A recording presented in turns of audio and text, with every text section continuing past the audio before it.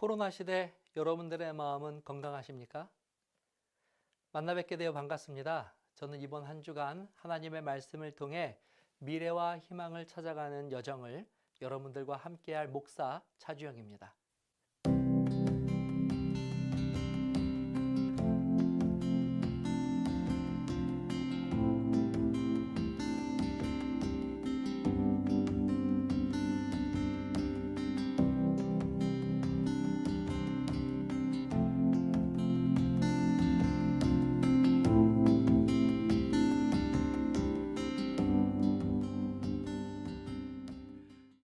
자, 여기 아주 독특한 시계가 하나 있습니다. 그런데 이 시계는 이름부터가 매우 공포스럽습니다. 왜냐하면 이 시계의 이름이 지구 종말의 시계이기 때문입니다. 그리고 이 시계가 더욱 두렵게 느껴지는 것은 이 종말의 시계가 써 있는 것처럼 2021년 1월에 불과 이 종말까지 100초밖에 남지 않았기 때문입니다. 이 시계는 미국 핵과학자 협회인 BAS에서 1947년 미소냉전 체제에서 미국과 소련이 경쟁적으로 이 핵무기를 개발하는 것을 세계에 경고하기 위해서 처음 제작된 시계였습니다. 처음 이 지구 종말 시계가 시작할 때는 단순히 핵무기가 가지고 있는 위험이 얼마나 큰지를 사람들에게 알리기 위한 목적이었습니다. 그때 이 시계는 지구 멸망 7분 전에 시간을 맞추었습니다. 그런데 시간이 지나면서 점점 이 시계에 대한 관심이 높아졌고, 이제는 이 핵 위협뿐만이 아니라 이 기후변화와 같은 다른 심각한 지구 멸망의 요인들을 함께 고려하여서 매년 종말까지의 시간을 조정하고 있습니다. 그리고 2019년에는 급기야 그 시간을 지구 종말 2분 전까지 조정하였고, 말씀드린 것처럼 올해는 처음으로 이 분이 아니라 초로 이 지구 종말의 시간을 표기하기에 이르렀습니다. 자, 올해 이 지구 종말 시계를 관장하는 BAS는 이 지구 종말까지를 단 100초만을 남겨둔 상태라고 경고했습니다. 분이 아니라 초로 표현할 만큼 이 지구의 운명을 위태롭게 본 것입니다. 그 이유에 대해서는 다음과 같이 말합니다. 지구촌을 휩쓴 신종 코로나 바이러스 간염증 사태로 볼 때 전 세계가 인류의 생존 위협을 관리할 준비가 전혀 돼 있지 않다는 사실을 보여주고 있기 때문이라고 그들은 주장합니다. 100초 전. 특히 이것이 오늘날 우리가 살아가고 있는 세상을 바라보는 과학자들의 시선이라는 것에 사실 우리는 더욱 놀라고 당황하게 합니다. 여러분들은 어떻게 생각하십니까? 정말 이 지구는 100초 후면 이 지구의 시간이 영원히 끝나게 되는 소위 말하는 이 지구의 종말을 맞이하게 될까요? 만일 정말 이 과학자들의 예언이 사실이라면 불과 100초밖에 남지 않은 이 절망적인 상황 속에서 우리가 할 수 있는 일은, 또 우리가 해야 하는 가장 지혜로운 일은 무엇이 될 수 있을까요? 사실 이 문제가 우리를 더욱 답답하게 하는 이유는 이토록 절망적인 지구 종말에 대해서는 조금 잔인하리만큼 단호하게 이렇게 언급을 하면서도 정작 가장 중요한 이 절망적인 상황을 해결할 방안에 대해서는 딱히 어떤 대안을 내놓지도 못하고 있다는 사실입니다. 과연 우리가 살고 있는 이 세상은 이대로 100초가 지나면, 저 종말의 시계가 자정을 가리키게 되면 그렇게 비참하고 허무하게 이 최후를 받아들이는 것 외에는 다른 길이 없는 것일까요? 그냥 정말 모든 것이 이렇게 끝나게 되는 것입니까? 사실 이것은 상상조차 하기 싫은 우리들의 미래입니다. 또 만일 이것이 사실이라면 우리의 미래는 절망과 허무만이 존재하는 정말 캄캄한 암흑천지의 세상입니다. 세상의 끝 앞에서 우리가 가질 수 있는 희망이란 사실 아무것도 없습니다. 뿐만 아니라 지금 우리가 노력하여 이루고자 하는 그 모든 일들도 또 우리가 소중하게 여기며 지키려고 하는 그 모든 것들 역시도 사실 다 가치를 상실해 버릴 것입니다. 이것이 바로 코로나 시대 결코 우리들의 마음이 평안할 수 없는 가장 근본적인 이유입니다. 자, 그렇다면 그 방법이 정말 전혀 없는 것일까요? 이 절망적인 세상과 운명으로부터 우리들을 구원해 줄 희망찬 소식은 세상 어디에서도 찾아볼 수 없는 것일까요? 절대 그렇지 않습니다. 여호와의 말씀이니라 너희를 향한 나의 생각을 내가 아나니 평안이요 재앙이 아니니라 너희에게 미래와 희망을 주는 것이니라. 너희가 내게 부르짖으며 내게 와서 기도하면 내가 너희들의 기도를 들을 것이요 너희가 온 마음으로 나를 구하면 나를 찾을 것이요 나를 만나리라. 예레미야 29장 11절 13절에 나온 이 약속처럼 하나님께서는 우리에게 임한 이 재앙을 미래와 희망으로 바꿔주시기를 원하시며 또 그렇게 하실 수 있는 분이십니다.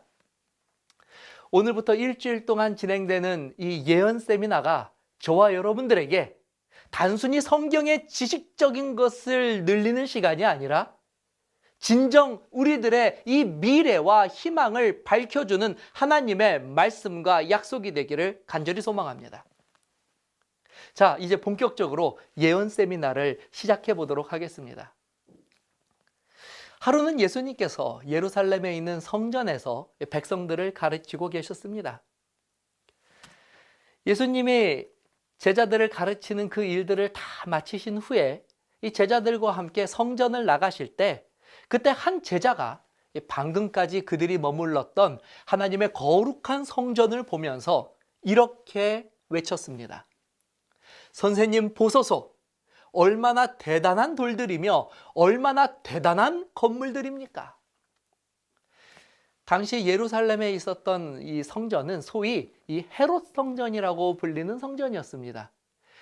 왜냐하면 당시 유대를 다스리던 왕이 헤롯 왕이었는데 이 헤롯 왕은 이방의 왕이었습니다.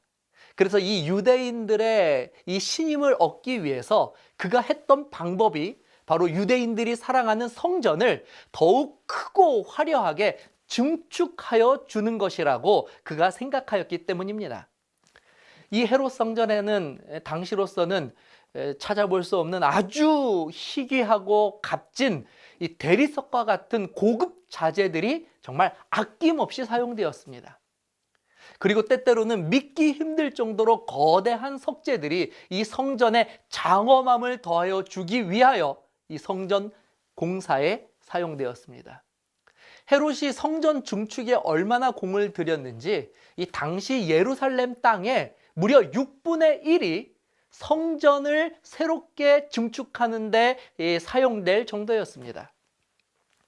따라서 제자들뿐만 아니라 모든 유대인들에게 있어서 이 성전은 이 세상 어디에서도 볼 수 없었던 가장 장엄하고 화려하고 아름다운 건축물이었습니다. 제자들은 이렇게 화려한 성전 모습에 압도되어서 예수님도 자신들과 같이 이 성전이 주는 감동에 동참해 주기를 원했던 것입니다. 그런데 그때 예수님께서는 이렇게 한참 성전의 아름다움에 취해 있는 제자들에게 이 찬물을 끼얹는 충격적인 말씀을 하십니다. 예수께서 그에게 말씀하셨다. 내가 이 거대한 건물을 보느냐? 여기에 돌 하나도 돌 위에 결코 남아있지 않고 다 무너질 것이다. 여러분, 이것이 얼마나 충격적인 말씀입니까? 다른 사람도 아닌 예수님이, 사실 예수님은 누구보다도 이 성전의 중요성을 잘 아실 뿐만 아니라 사람들에게 그것을 가르치기 위해서 노력하셨던 분입니다. 한 번은 성전을 정결하시기 위하여 친히 예수님께서 이 회초리를 드실 만큼 또한 성전을 사랑하셨던 분입니다. 그런데 이렇게 성전을 아끼셨던 분의 그 입술에서 이 성전이 돌 위에 돌 하나도 남지 않고 다 무너져 내릴 것이라고 하는 선포는 분명 제자들을 크게 당황하게 하고 또 근심하게 만들었을 것이 분명합니다. 도대체 왜 예수님께서는 하필 성전에 대해서 이런 저주에 가까운 말씀을 하신 것일까요? 혹시 이것은 예수님께서 즐겨 사용하시던 어떤 교훈을 말씀하시기 위해서 의도하신 이 비유나 상징은 아니었을까요?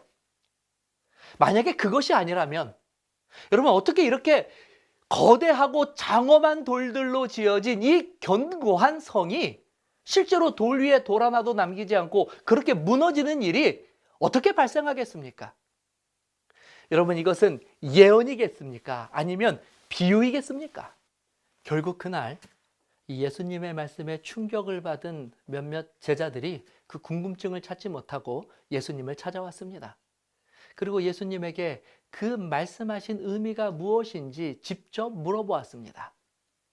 예수께서 감난산 위에 앉으셨을 때에 제자들이 조용히 와서 이르되 우리에게 이르소서 어느 때에 이런 일이 있겠사오며 언제 이런 일이 일어나겠습니까? 제자들은 예수님에게 급히 답변을 요청하였습니다. 그때 예수님은 제자들에게 그들의 질문에 뜸을 들이지 않고 다음과 같이 답변하셨습니다. 그러므로 너희가 선지자 다니엘이 말한 바 멸망에 가증한 것이 거룩한 곳에 선 것을 보거든 읽는 자는 깨달을진저 그때에 유대에 있는 자들은 산으로 도망할지어다. 지붕 위에 있는 자는 집 안에 있는 물건을 가지러 내려가지 말며 밭에 있는 자는 겉옷을 가지러 뒤로 돌이키지 말지어다.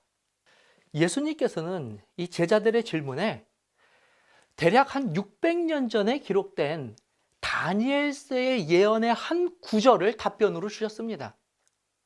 이 예언에서 말하는 멸망에 가증한 것이 거룩한 것에 서는 날이 바로 예루살렘이 멸망하는 날이라고 선포하신 것입니다. 사실 이 말은 너무나 엄청난 그리고 다시 되돌릴 수 없는 선포가 되어버렸습니다. 정말 차라리 이 말씀이 예수님께서 지금까지 하셨던 어떤 영적 교훈을 위한 비유나 상징이었으면 참 좋았을 것을 예수님께서 하신 이 말씀은 결국 진짜로 예루살렘이 돌 위에 돌 하나도 남지 않고 멸망하게 된다고 하는 그 사실을 선포하신 것이 되는 것입니다. 자, 그럼 정말 이런 일이 일어나겠습니까? 사실 우리는 이 내용을 잘 몰라도 지금 이 말씀을 듣는 저와 여러분들은 어느 정도 예수님의 이 말씀에 긍정적인 태도를 보일 수 있습니다. 그것은 우리가 이미 어느 정도 예수님에 대한 존경과 믿음을 가지고 있기 때문이죠. 하지만 당시 예수님께서 이 말씀을 하실 때만 해도 전혀 이 말에는 조금도 신빙성을 가질 수 있을 만한 요소가 없었습니다. 자, 우선 이 말씀을 하신 분이 누구십니까? 물론 이 제자들은 예수님을 존경하고 있었지만 이 세상적으로 볼 때에는 여전히 이 예수님은 이제 막 30살 초반에 그것도 보잘것없는 나사렛 출신의 가난한 목수의 아들이었기 때문입니다. 이런 배경을 가지고 있는 사람이 이토록 놀라운 말을 한다는 것은 사실 좀처럼 믿을 수 없는 것이죠. 예수님의 출신 성문을 논외로 친다고 하더라도 예수님이 무너질 것이라고 예언한 이 성전은 예루살렘 성 안에 있었습니다. 예루살렘은 과거 다윗이 이스라엘의 수도로 정한 곳인데 당시만 하더라도 이 가나안 지역에 살고 있는 이방 민족이 이스라엘을 자주 침략하였기 때문에 이 침략에 대비하기 위하여 가나안 지역에서도 이 적군의 침략을 가장 잘 막아낼 수 있는 천혜의 지역을 수도로 정하였습니다. 높은 고원에 위치한 예루살렘은 사방이 깎아지른 벼랑으로 둘러싸인 말 그대로 요새 중에 요새였습니다. 그러나 다윗은 이런 이점에도 불구하고 이 성을 높은 탑과 튼튼한 돌벽으로 방비하였습니다. 그야말로 다윗은 난공불락의 요새를 만들기를 원했던 것이죠. 심지어 예루살렘 성전 역시도 이런 거대한 돌벽으로 쌓은 이중의 성벽의 보호를 받고 있었습니다. 그러므로 예루살렘과 성전이 돌 위에 돌 하나도 남김없이 무너질 것이라는 예수님의 이 예언은 당시 어느 모로 보나 그리고 누구에게도 전혀 설득력이 없는 주장이었습니다. 만일 여러분들이 이때 예수님의 말씀을 직접 들은 유대인들이었다면 예수님의 이런 황당한 말씀에 분명 다르게 반응하셨을 것입니다. 자, 예수님의 이 예언이 있은 후 약 40년 정도의 시간이 흘렀습니다.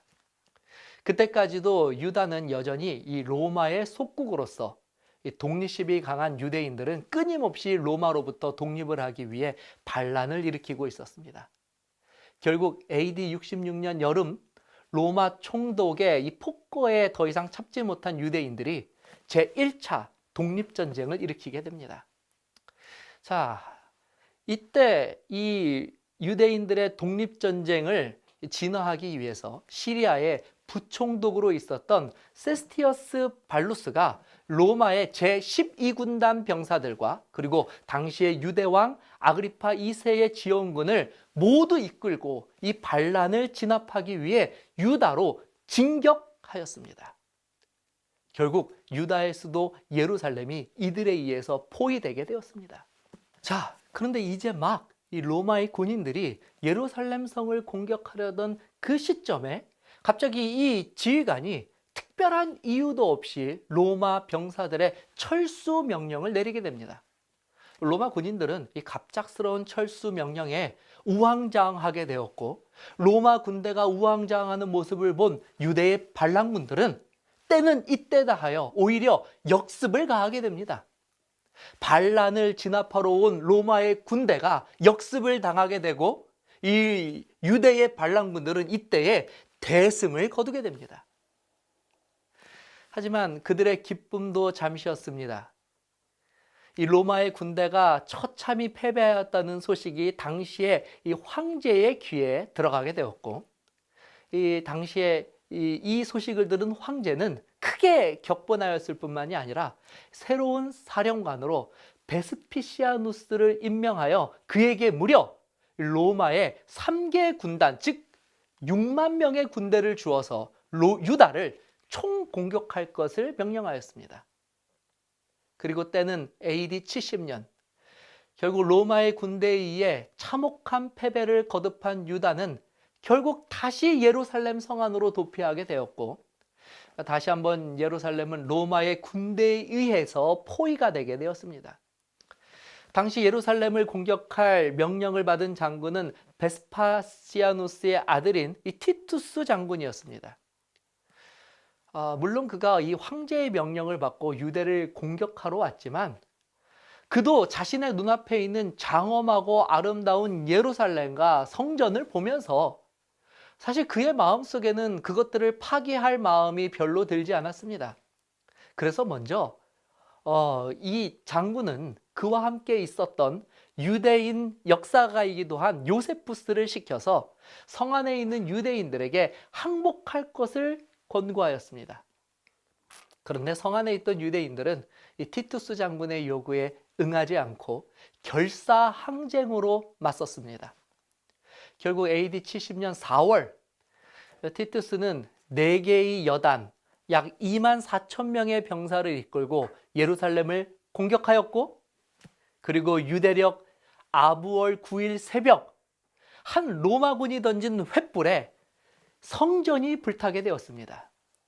물론 성전을 목숨보다 아끼는 유대인들은 불붙은 성전을 보면서 불을 끄기 위해서 불길 속으로 뛰어들어갔고, 그곳에서는 이 전쟁의 광기와 성전에 있는 이 금은 보화들의 눈이 먼 로마 병사들의 잔인한 칼끝이 그들을 겨누고 있었습니다. 이때 성전은 철저히 약탈당했습니다. 그런데 특히 이때 이 성전에 큰 불이 났기 때문에 이 불로 인해서 이 성전을 치장한 금들이 그만 녹아내리기 시작하였습니다. 이 성전의 기둥과 돌 사이에 이 금들이 스며들게 되자 군인들은 너나 할 것 없이 성전 안에 모든 기둥과 돌들을 허물고 파헤쳐서 그 안으로 흘러들어간 그 금들을 캐내는데 정신이 없었습니다. 지금 보시는 이 사진은 현재까지 로마에 남아있는 그때 예루살렘을 점령한 티투스의 업적을 기리기 위해 만든 이 티투스의 개선문에 새겨진 부조의 모습입니다. 이 개선문에는 당시 티투스가 병사들과 함께 이 성전의 기물들을 훔쳐가는 모습들과 이로 인해서 무너져 내리는 성전의 모습이 생생하게 역사적 기록으로 남아 있습니다. 자, 결국 이 예수님의 예언이 불과 40년도 되지 않아 모든 사람들이 절대 불가능하다고 여겼던 그 일이 이렇게 성취가 되고 만 것입니다. 심지어 돌 위에 돌 하나도 남지 않겠다는 그 말씀이 그 단어 하나까지도 모두 그대로 이루어졌습니다. 그런데 사실 아직 놀라기는 이릅니다. 다시 40년 전 예수님께서 하신 그 예언으로 좀 돌아가 보도록 하겠습니다. 그러므로 너희가 선지자 다니엘이 말한 바 멸망에 가증한 것이 거룩한 것에 선 것을 보거든 읽는 자는 깨달을진저 그때의 유대에 있는 자들은 산으로 도망할지어다.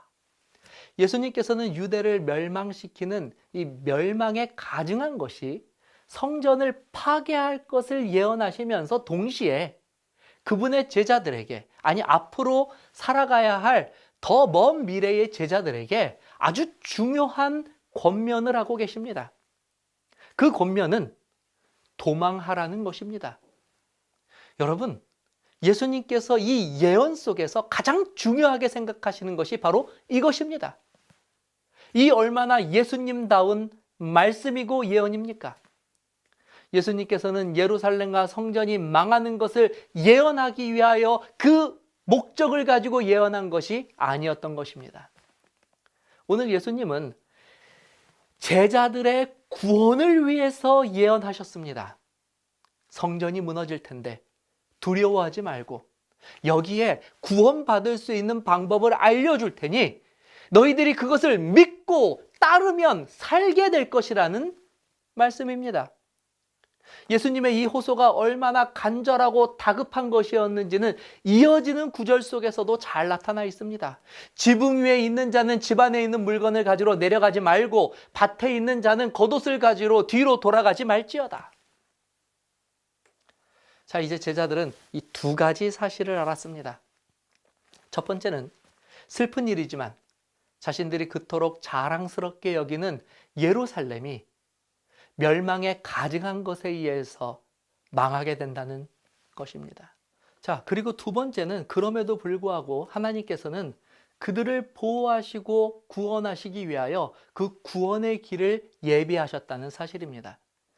멸망에 가증한 것이 거룩한 곳에 서거든 도망하라는 것입니다. 이 말은 멸망에 가증한 것, 곧 예루살렘 성에 이 로마의 군대가 이르렀을 때 그 성에 살고 있는 그리스도인들에게 도망할 기회가 있게 된다는 예언이었던 것입니다. 그리고 이 예언은 놀랍게도 정확하게 성취되었습니다. 첫 번째 반란군을 이끌고 온 이 세스티우스가 거룩한 예루살렘을 포위했을 때 이유 없이 그 군대의 철수를 명령한 것입니다.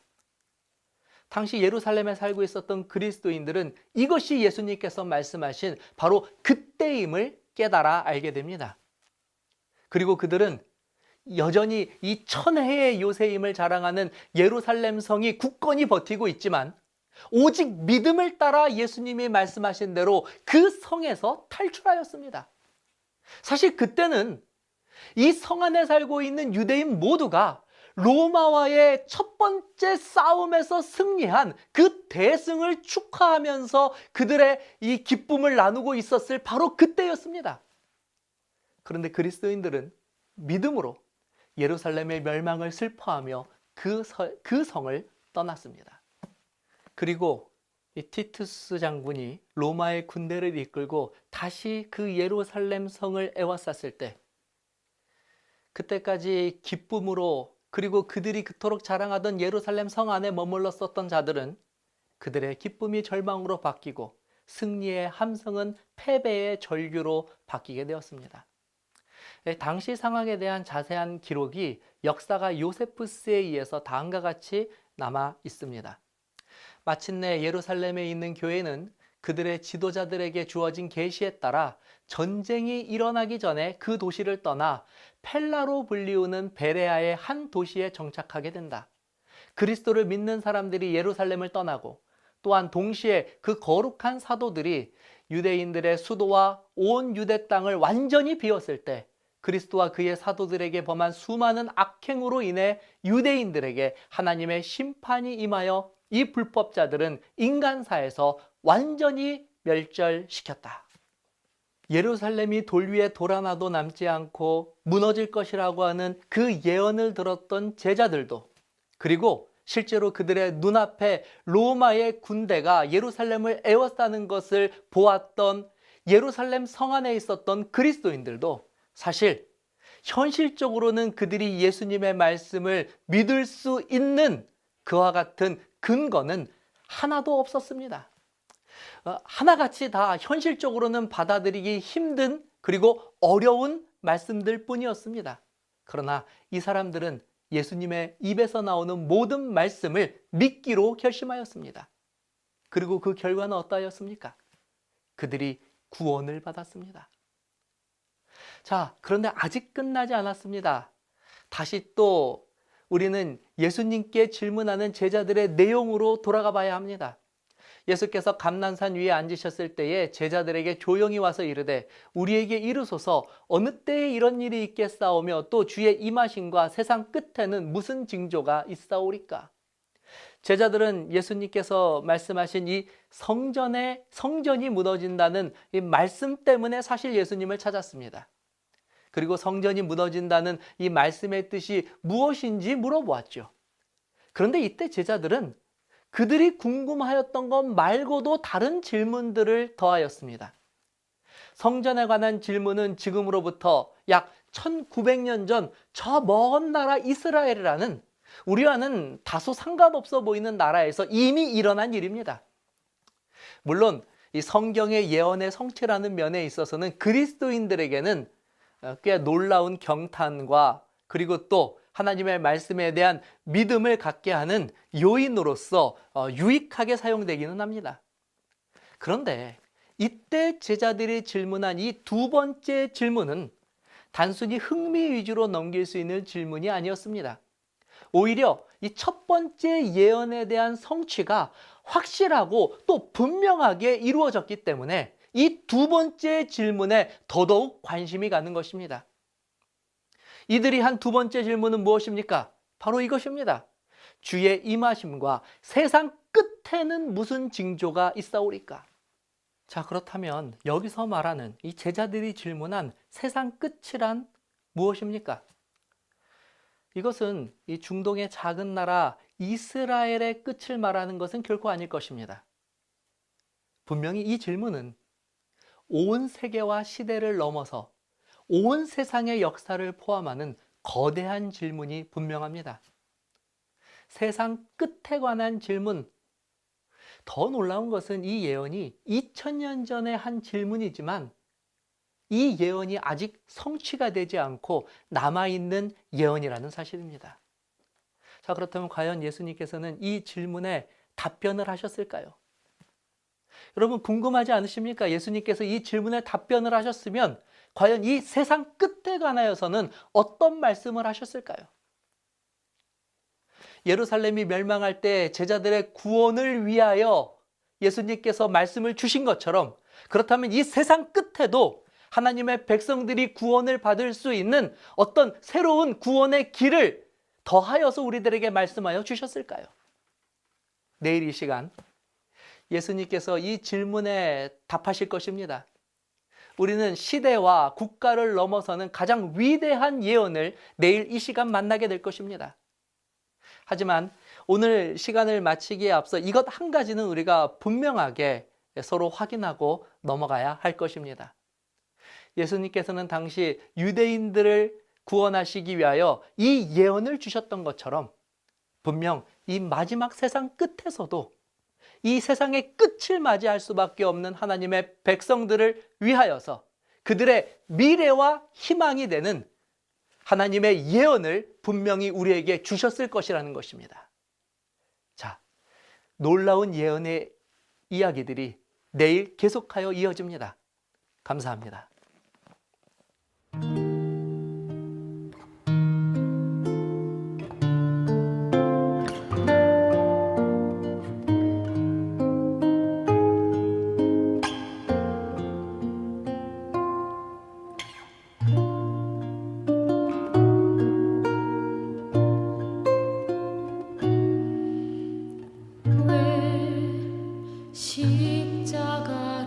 지셨나 하늘 귀한 영광 버리고 왜 십자가를 지